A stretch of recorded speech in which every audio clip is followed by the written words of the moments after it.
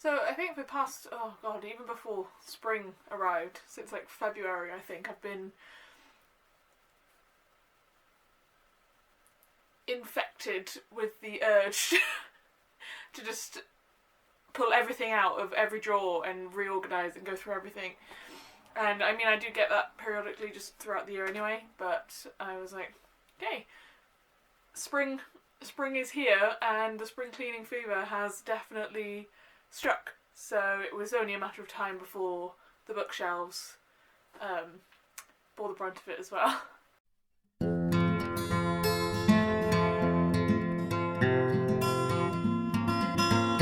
Hey everyone, it's Jade, and today I am going to be doing an UnHaul video. I tend to, if I've read a book and I know that I don't like it just as I've read it, it goes straight onto a pile of books ready to either get donated or sold, and then usually I wait until I've got enough of a stack of books that the apps that I use to sell books on will give like a payment that is actually worthwhile to then get rid of them, and by that point in time I normally have a stack of like 20 to 30 books, and that is what I'm currently dealing with. I don't think you can see them, but I have 2 piles of books currently here, and I'm going to go through them.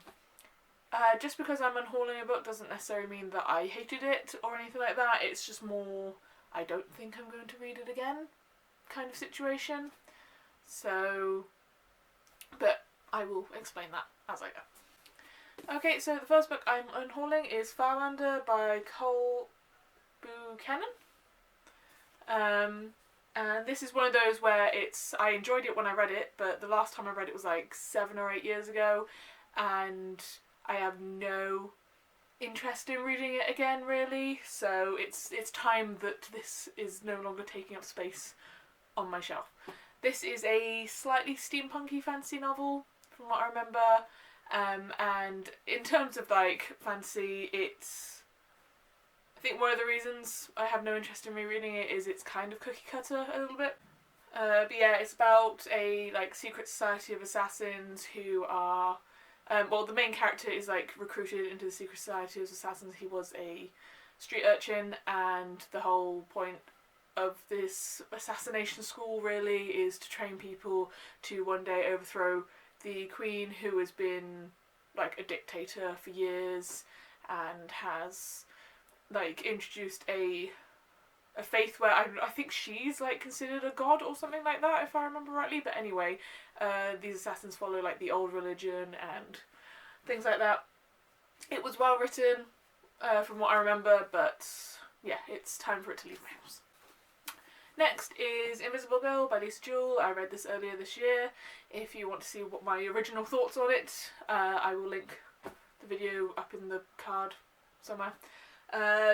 Literally only reason is this is one of those thrillers that now that I know how it ends, I don't really feel inclined to read it again. That's nothing against Lisa Jewell. I am keeping The Family Upstairs, which was the first one of her books that I read, because I am probably going to be reading that book again. But that's the thing, like, books that have cults in them I am like all about. This one was just a bit of a run-of-the-mill missing girl thriller, so. I'm also getting rid of Cinderella is Dead by Kalin Bayron.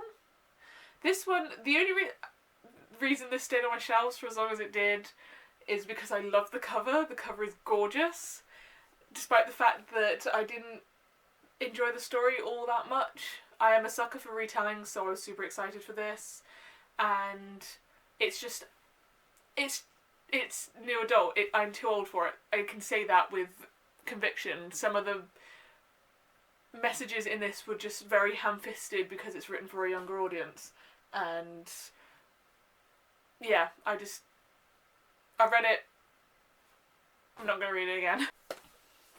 I'm also getting rid of Men Explain Things to Me by Rebecca Solnit. This is a collection of essays, feminist essays, and yeah, I read it. It's just for someone who is quite entrenched in feminist literature, and I've done a lot of research in it. Nothing in this was new or surprising to me. I think this is very useful to read if you're just starting out in like your journey towards becoming a feminist or wanting to read more feminist literature. It's very useful, but yeah, I feel like when I read this, some of these essays I think I read online when they were first written anyway, so. I am also getting rid of The Penguin Book of Norse Myths by Kevin Crossley Holland. Only because the Norse mythology was, I feel like a lot of the time children go through a mythology phase, and it's either Greek, Egyptian, Norse. For me it was Norse, so this was just one of those is that I've read a lot of books about Norse myths. This one just didn't hold my attention the way that other ones have. So in terms of like reference material, it's not one that I'm ever gonna go to, really. So there's nothing wrong with it, it's just I've read these stories in other books, and I have other books with these stories in. I don't need multiples of the same stories. I'm also getting rid of Dreams and Shadows by C. Robert Cargill. I can't remember when I read this. I read this last year, at some point, and it was a DNF. So this is one of those that I'm getting rid of because I didn't like it. If Robert Cargill ever wants to go for just a full-on horror, I would actually probably be willing to read that.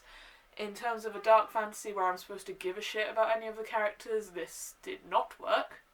It was too disjointed.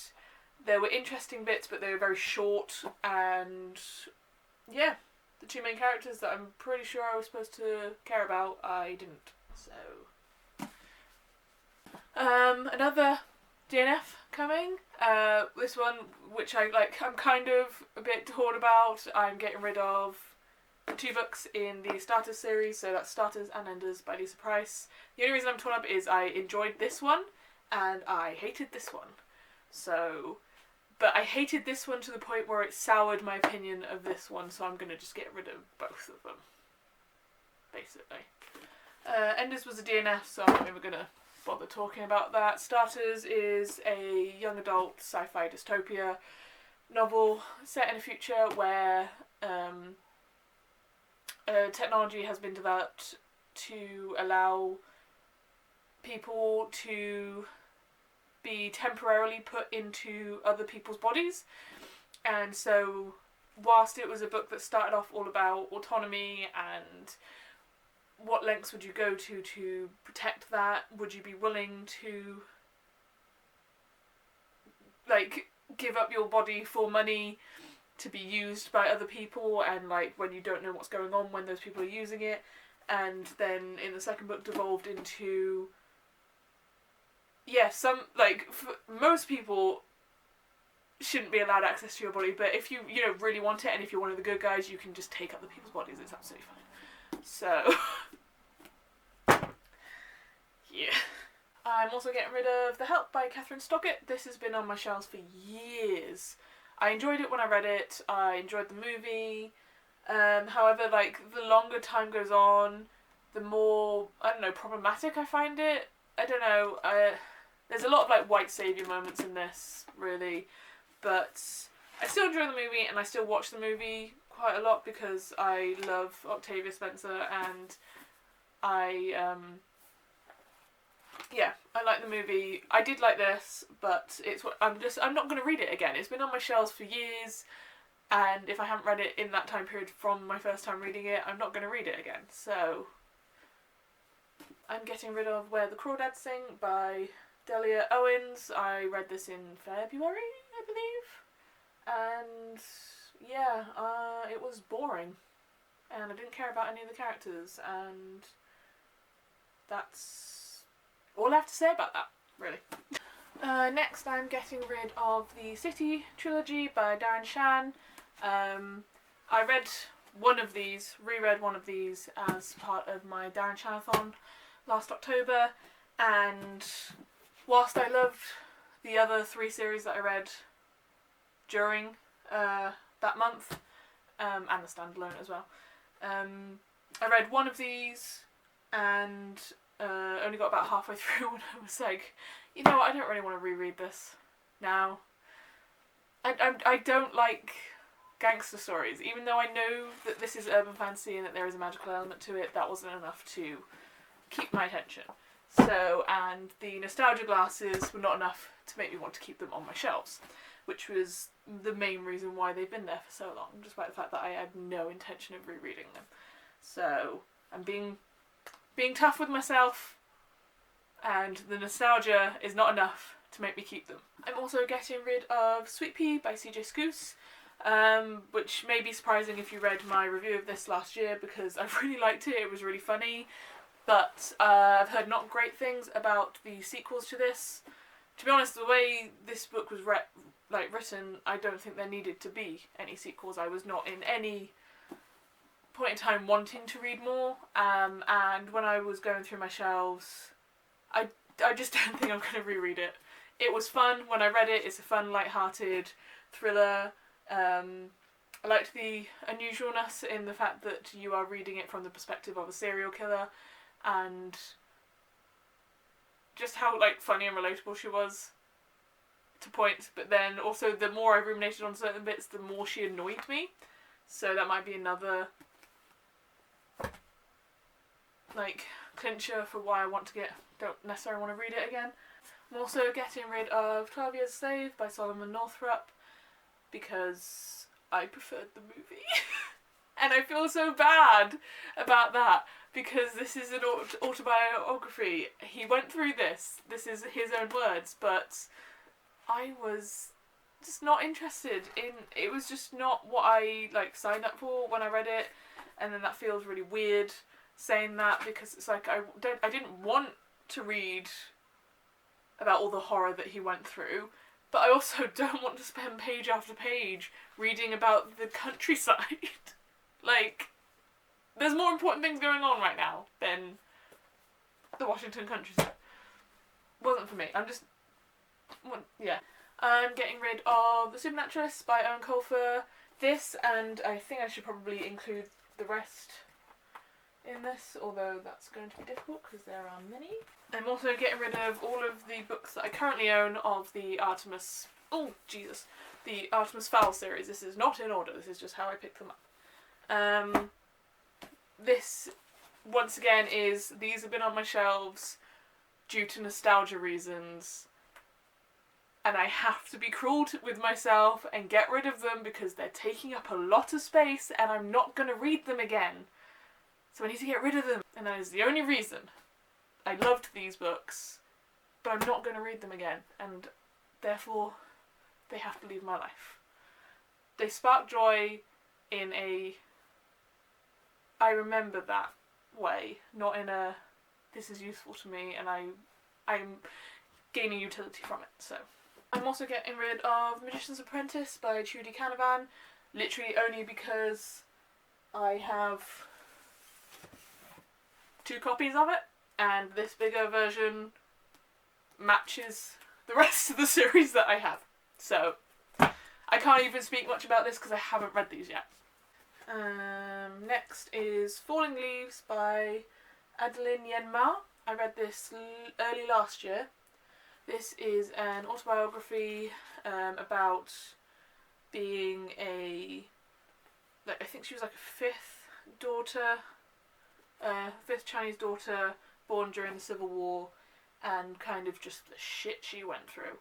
And it was interesting and enlightening to read, but there was also points and I think it is literally just a cultural difference thing. The amount of shit that she put up with due to familial piety and that's so entrenched in Chinese culture that I just couldn't relate to, and I was like, I can sympathise in the things that you went through, but there is also a point in time where you should have just left and just told them to fuck it, and you didn't. I'm also getting rid of Tangleton by Gordon Ottewell. This is an unusual one in that, well, I've never read it. It's been on my shelf for years and years and years. The only reason I own it is because it was written by someone who lives or was born and raised in my town. And I bought it at a book fair where I met the author. It's signed, but not to me. It's just got his signature in it. And at this point in time, this is definitely, it says 8 to 11-year-olds. And I read like the first chapter and was like, I am too old to appreciate this. Which is, because like, I'm one of those people that I will still read middle grades quite happily. The Fairyland series, like the girl who circumnavigated Fairyland in a ship of her own making, it's one of my favourite series. I love that. Just in the same way that there are a lot of children's TV shows, such as like Adventure Time and Steven Universe and stuff, that I will still very happily watch. There's like a different level of, there are certain ones that will appeal to older people because there is still a basis of a good story that is not too pandering. It's just aimed at a younger audience, as opposed to this is something made for children, so we're not actually putting all that much effort into it. And unfortunately, I feel like Tangleton kind of falls into that second category, in that it will only appeal to children. It doesn't have that generational versatility. I'm getting rid of The Enemy by Charles Hickson. I enjoyed this, but not to the point where I want to read the rest in the series, I think. So, I think when I first finished this, I was like, oh, I'd quite like to read the second book. But I'm also like, at this point in time, it's been a couple of months, and I would need to reread this before reading the second one, and I have no interest in doing that. This is a zombie. When I read this, I liked the fact that this was a zombie book set in England, which is quite unusual, as a lot of them are set in America, and I liked all of the references that I got as an English person. Like the zombie virus in this has only affected adults, so the only people that are still alive that haven't turned are children. So you're following a group of children trying to survive, and it's kind of split between a group of children that went to, I think it's a Sainsbury's, which if you live in England, you know it's like, no, it wouldn't be a Sainsbury's. Is it a Sainsbury's or is it a Tesco's? Anyway, it's one of the supermarkets that, like, I say most people go to. I don't know, it's one of the middle to lower range supermarkets. It's not quite like Aldi level, but it's not Morrison's, which is another group of children, and you can definitely tell because there is still a big class divide in England, and that is, whether you shop at like Morrison's or Tesco's, is quite indicative of that class divide, and just the different children that would have instinctively gone to those more familiar supermarkets to hole up in. I don't know, I don't know if that's translatable if you don't know the context of it, but I enjoyed that. But then other than that, yeah, I mean, it's a zombie survival book, and I've read other ones. I've read other ones this year that I liked more, so. I am getting rid of Life of Pi by Jan Martel. This was I'm going to throw it. This was a DNF, was not what I signed up for. Very boring, very pompous, very preachy. I didn't like it. So this is one of the, I think, few on this stack that I'm getting rid of because I just genuinely don't want it in my house anymore. I am getting rid of Hood by Stephen R. Lawhead. I attempted to reread this last year because I was like, oh god, I have a couple of Robin Hood retangs, I haven't read them in ages, and I remembered really liking this. And the difference between young me and now the me that has read a lot more books, and has definitely found a niche in very character-driven fantasy and character-driven stories. This is I just didn't feel like the characters were real, really, and it was just, I don't know, it was one of those fantasies that felt like it was following a process, like the writer had read other fantasy novels and was just trying to meet the same plot beats with no passion involved, particularly. So it felt a bit soulless when I was reading it. It's my takeaway.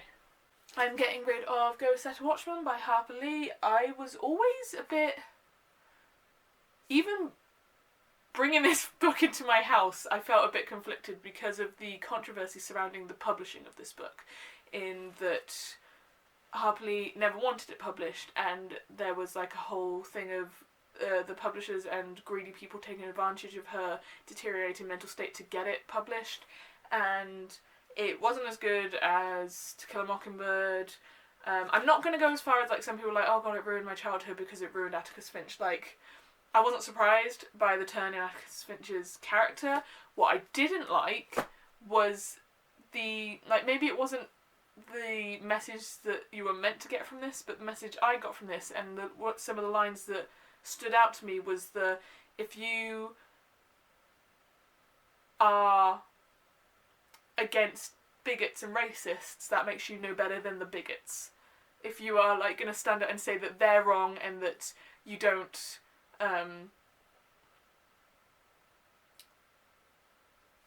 think that they should have the right to be bigoted, then you're no better than them trying to take away people's rights to live. And like I'm like obviously it's getting angry. It's an absurd line of reasoning that unfortunately people still use today. How is you saying that I'm not allowed to say bad things better than me saying those bad things? Like you are being intolerant of my intolerance is I think the phrase I was trying to use, and yeah, I didn't like it. I'm also getting rid of The Snow Queen by Ree Kramer. I mean, this is illustrated by Ree Kramer. This was written by, I believe, is it Hans Christian Andersen? Yes, it is. I'm getting rid of this. This was as you can probably tell, this is an old book. This is a nostalgia book that this copy was from my nan's house. But it's like kind of scribbled in, and I have the collected works of Hans Christian Andersen and just a nicer copy, and to be honest, I have other things that I have more nostalgic connection to than this. Really. In fact, like, at holding this, it's not like I get, oh, this is Nan, this is the warm fuzzies, this is just a book, so. I also apologise if you heard a squeak. Pippin came in, squeaked at me, and then left again. Clearly I'm taking too long and he needs to be fed or something like that. We're nearly there though. I have another series and one more book to go, so I'm getting rid of, is it the Shadowlands series? Yes, the Shadowlands series. This was sold to me as a King Arthur retelling. I bought this from the author. I think it still is, it's just not in the way that I anticipated. It's King Arthur but in the future. And just, like, I'm really sorry, Simon Lester, I don't like your writing style. I think it was halfway through the first book and was like, I just don't like this. What are you squeaking about? What? Am I not paying enough attention to you? Please don't knock over my camera. Just give me 1 second. 1 second, please don't knock over my camera. Hi. Come on then. Come on then. You're distracting me. Alright, come and sit down if you want to sit down. Come on, baby.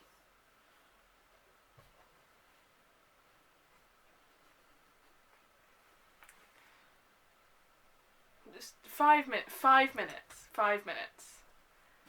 Where was I? Yes, I didn't like his writing style. Again, same issue I think I had with Hood. It's very cookie cutter with not a lot of heart, is what I was getting from it. And the last book that I'm getting rid of, I'm actually giving this to a friend because she wants to read it, and I was like, oh, I'm probably not going to read that again, do you want my copy, instead of her buying another one. Is On Earth We're Briefly Gorgeous by Ocean Vuong. I'm pretty sure I've said that name differently every single time I've pronounced it, and I'm so sorry. Yeah, I am either not smart enough for this book, or this book was trying to be smarter than it was. But, I mean, I can accept that it has beautiful prose, which is why I think my friend will like it, 'cause she is all about the purple prose. I, on the other hand, I like a bit of beautiful wording. My favourite book is The Star Sea, and that is very much style over substance and beautiful wording. Whereas this, considering what it was trying to tackle, I think sometimes the wording and the poetry got in the way and just wasn't my cup of tea. got almost all the way to the end before my camera died, so if you're in a slightly different position, I apologise. When I set this back up again, I kicked the tripod as I was walking past it, and I don't know. Anyway, so those are all the books that I'm getting rid of. Did I throw away, not throw away, have I unhauled any of your favourite books? Do you deeply disagree with some of my opinions? That's absolutely fine. Leave me a comment telling me so, just be respectful. If you enjoyed this video, please consider giving it a like and maybe subscribe if you want to see more from me. As always, be kind to yourself and be kind to others, and I will see you in the next video. Goodbye.